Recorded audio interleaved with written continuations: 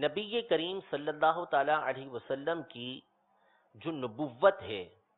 آپ کی جو رسالت ہے، اس پر کسی اور معجزے کی کوئی حاجت ہے ہی نہیں. کسی اور معجزے کی کوئی حاجت ہے ہی نہیں. نبی کریم صلی اللہ تعالی علیہ وآلہ وسلم کی ذات گرامی وہ ذات ہے کہ خود آپ علیہ الصلوۃ والسلام کی ذات جو ہے وہ آپ کی نبوت اور آپ کی رسالت کے اوپر دلیل ہے. ہاں، یعنی علماء نے، مفتی شریف الحق امجدی صاحب رحمۃ اللہ تعالی علیہ نے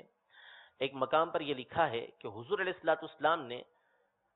سب سے پہلی بات جو اپنی نبوت اور اپنی رسالت پر بطور دلیل پیش کی وہ قرآن پاک کی اس آیت کے اندر موجود ہے کہ فقد لبثت فیکم عمرا من قبلی،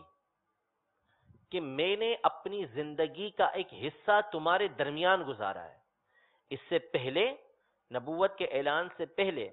میں نے اپنی زندگی کا ایک بڑا حصہ تمہارے درمیان گزارا ہے.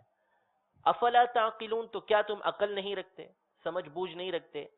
کہ میری ذات وہ ذات ہے کہ جس کو تم 40 سال سے دیکھ رہے ہو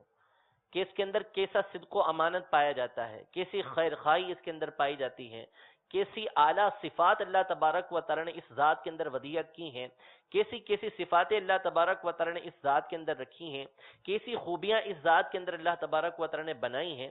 تو میری جو ذات ہے وہ میری ذات ہی میری نبوت کے دعوے کے سچے ہونے کے لیے کافی ہے. کوئی اور معجزہ تو بعد میں ہوگا، لیکن میری ذات کو دیکھو گے تو مان جاؤ گے کہ جس چیز کا میں دعویٰ کر رہا ہوں وہ سچ اور حق ہے.